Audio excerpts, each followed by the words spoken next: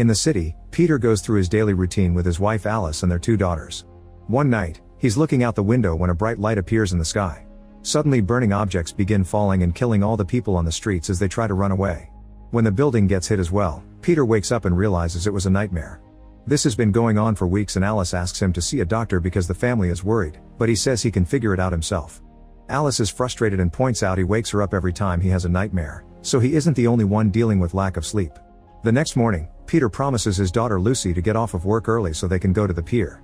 He also agrees to throw a party tomorrow to celebrate Alice's promotion, which surprises her because lately they almost never see their friends. Then Peter gets in the elevator to go to work and his daughter Hannah is acting as the operator for fun.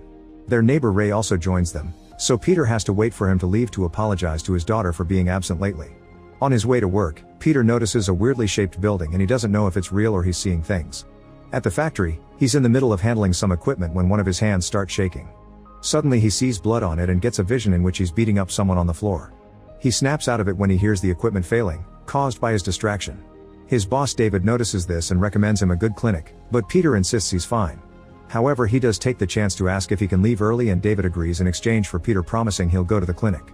Meanwhile, Alice is doing great at work and her boss wants to bring her into another project, but she turns it down so she can leave early and be with her family. After getting the clinic's phone number from David, Peter starts getting ready to leave. He notices a light flickering on the desk and suddenly more visions take over his mind. He sees himself fixing a light while hearing a person on TV talking about giving a certain group a chance to benefit the planet. However, another person says they have no rights and that they'll rise up against humanity. The vision shows people on a protest in the streets with signs that says Earth is for humans, then burning objects appear on the sky and starts killing people. Peter falls when the building is hit, but he still runs away because he sees invaders in the corridor shooting at people. When Peter finds Alice hiding, he wakes up and finds himself on the ground of the factory. To Peter's shock, he must have unconscious for a while because he's late for his family meeting. As he runs out, he notices a light appearing on the sky and asks other people about it, but nobody else sees it. At that moment he sees a telescope on a store display and decides to buy it. At home, Alice tries to make up an excuse for Peter, but the girls don't buy it and they're still disappointed. When Peter finally arrives, he tries to apologize, however Alice is furious and keeps on scolding him. Peter has no choice but to admit he passed out at work, however Lucy is woken up by their fight and Alice has to go take care of her. That night, Peter dreams about the invasion again and this time he sees Lucy crying next to her dead parents, begging them to wake up. Suddenly Hannah comes out with a gun, only for Peter to wake up and stare at the clinic's number. The next day, Peter tries to talk to his daughters, but Hannah leaves the room. Lucy is angry too, but at least Peter gets to apologize to her and fixes her broken talking monkey. Before leaving for work, Peter tells Alice he's called the doctor for an appointment, which gives her hope. Later at the clinic, Peter meets a fellow patient, who reveals that he's having the same visions. The guy believes something big is coming and that the people in the clinic erase their thoughts to stop society from going into chaos. Then the man leaves for his appointment and Peter starts having visions again. He sees the city destroyed and a group of armed survivors being guided by David, who offers the factory as a base. Starting to understand the other patient, Peter decides to leave the clinic without seeing the doctor. When he gets home, he tells Alice that he thinks his visions are warning them about an incoming disaster and he skipped the doctor, leaving Alice very disappointed. That night it's Alice's party, but instead of mingling, Peter chooses to be in the balcony with his telescope, expecting the worst. When the party is coming to an end, Ray comes to tell Peter he should concentrate on his family. Suddenly they hear some thundering noises and the sky lights up with falling glowing objects. To Peter's shock, Ray can see it too. As Alice and Ray's wife join them, a drone flies by and crashes into a building, causing a huge explosion that sends shockwaves through the city, tearing it apart.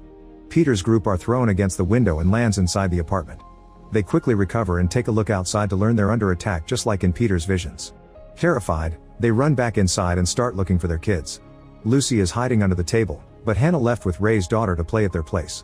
Peter rushes out of the apartment to find her and is surrounded by lots of people running around in panic as they keep hearing explosions outside. When Peter enters Ray's apartment, he's shocked to see a strange aircraft at the window that triggers his memories, so he freezes. The aircraft is about to open fire, but thankfully Ray drags Peter away just in time. They run to hide in another room and after the aircraft leaves, Ray says he didn't find the girls in his place. Next the men hurry to the elevator and work together to open it by force, only to find a body inside. When they open the other one, they see it in the floor below so they carefully descend on it and open the hatch to finally find their daughters. As the guys help the girls come out, power goes out in the building. In the apartment, Alice and Lucy cling to each other, hiding under the table while the aircraft flies by with its searching light. Luckily the duo isn't found.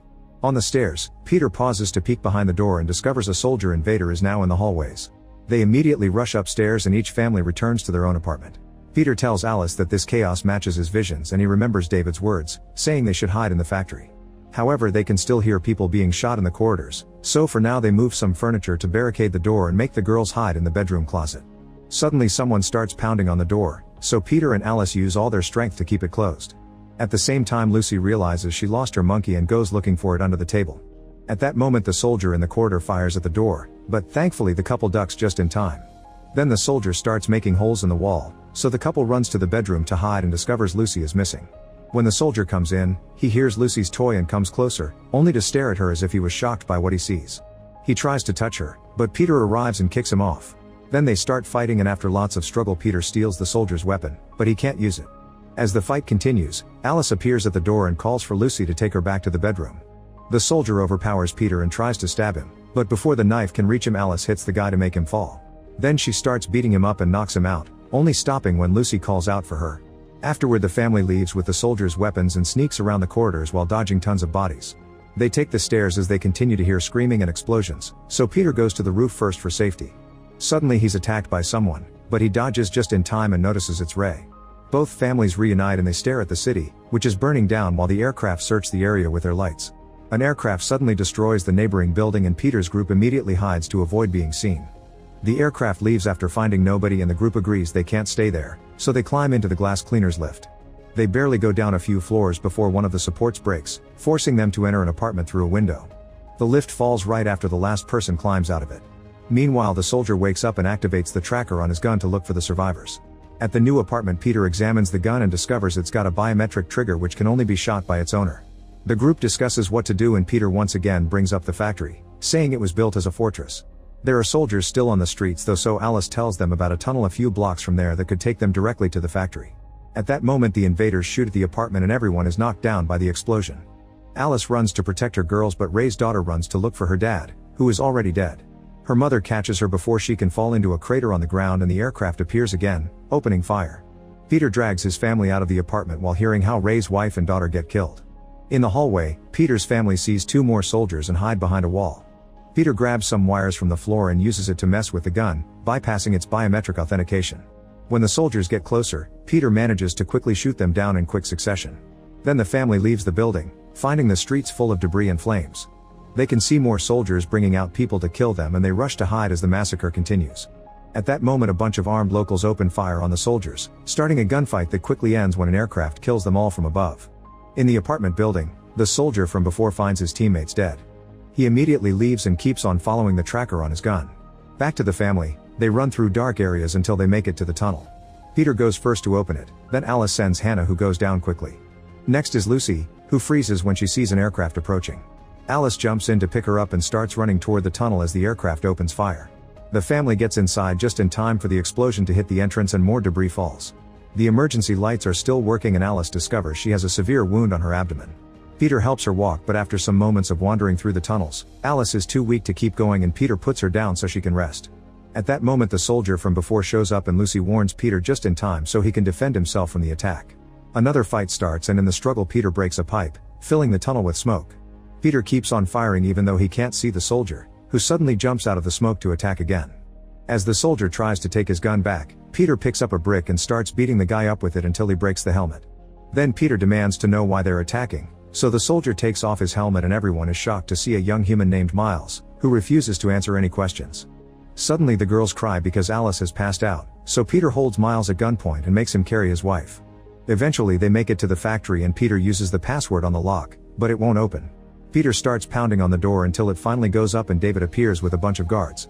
They immediately put Alice on a stretcher and the soldier gets arrested. Once inside, the doctor keeps electrocuting Alice to get a diagnosis, making her whole body repeatedly shake. Peter freaks out but everyone holds him down, saying it's a normal diagnosis method. When Peter points out it feels like David had been ready for this, David explains that the invasion has been expected for many years. As the roof shakes under the attack from the invaders, David orders his men to kill Miles. The doctor says there's nothing he can do for Alice, so Miles suddenly shouts that he can help. At first Peter thinks the guy is lying to be spared, but he looks at his dying wife and is desperate enough to let him try. The shelter keeps on shaking and David announces an evacuation, mentioning he has transport in a lower tunnel. Peter tells his daughters to leave with David while he helps their mom. Afterward, Peter and Miles take Alice into another room and Miles starts cutting Alice without any kindness, which makes Peter angry again. Miles opens up Alice's skin and reveals a bunch of mechanical parts with the bullet stuck in them. Peter freaks out and Miles realizes he doesn't know what they truly are. He explains Alice needs an alternate source of power and Peter can provide it, so he gives him instructions on how to access himself.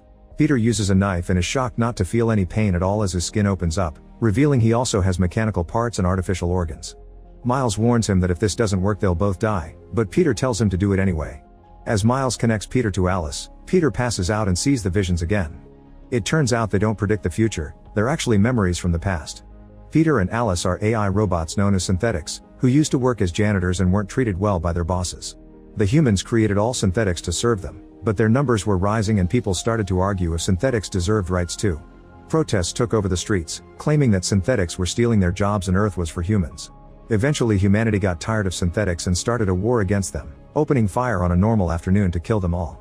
Peter hid with Alice and when a human almost found them, Peter quickly knocked him out. Then he took his gun and shot at more incoming human soldiers. The first human woke up and tried to capture Alice, so Peter started beating him up until he was truly dead. At that moment more synthetics showed up and Peter gave them the weapons from the soldiers so they could defend themselves. Since synthetics were advanced and hard to kill, the humans had to give up and left Earth to start a new society on Mars. In the city, a group of synthetics patrolled the streets to check the damage, revealing that all of Peter's co-workers and neighbors were also artificial. David was sure humans would come back for more and started preparing the factory as a base for the future. Alice found Lucy and Hannah crying for their dead parents. The girls were both synthetics who had been adopted by humans. Hannah pointed a gun at them, but the couple explained they were synthetics too and Peter hugged her. That day they adopted the girls. Afterward the synthetics started rebuilding the city and lived a normal life with the rights they always wanted. Some synthetics wanted to forget about the war and the guilt of killing, so they wiped their memories to forget everything, including their own nature. David and his team kept it so they could protect everyone in the future. Sometimes synthetics would get glimpses of their memories back, so they would be sent to the clinic to erase them again. In the present, Peter wakes up and notices the connection, discovering Alice has survived. He wonders why Miles is helping them, so the guy explains the war happened to his grandfather's generation many years ago. On Mars he had been thought that synthetics are horrible creatures that love to kill, but when he landed on Earth he was shocked to see normal families just trying to live their lives. At that moment Alice wakes up and because of the connection, she got her memories back as well. Meanwhile all the survivors are going through the other tunnel and find a train waiting for them. However Lucy refuses to leave without her parents and Hannah sits with her to wait. At the main entrance, the roof breaks and the humans open fire on the synthetic guards, who try their best to defend the factory while getting killed one by one. Back to Miles, he closes up the couple's wounds and lets them go, refusing to fight. Peter and Alice carefully move around the factory, taking cover wherever they can as they watch the humans and the synthetics kill each other in an endless trail of violence. Alice finds a gun and opens fire too, providing cover for Peter who runs to pick up Lucy's monkey and hides to open fire as well. Downstairs, David brings the last survivors and closes the door, causing the sisters to protest. Feeling bad, David opens it again. The sisters don't want to get in the train, so David and his men have to take them by force. As soon as they have an opening, Peter and Alice go down the tunnel and the soldiers follow them. The couple locks the door behind them and starts running, noticing the train is leaving without them. Thankfully the driver hears their yelling and stops the vehicle, allowing the sisters to reunite with their parents. At that moment the soldiers blow up the door so David opens fire, buying enough time for him and the family to get in the train. The transport takes off and the local synthetics finally get to escape. A weapon at the end of the train makes sure to keep on shooting to stop the soldiers from following them, and a gate closes after they go through. Sometime later, the train crosses a bridge over the sea, and that bridge is destroyed after they pass through so nobody can know the location where the synthetics will be starting a new life. Make sure to subscribe and turn on notifications so you can watch more videos like this. Thanks for watching.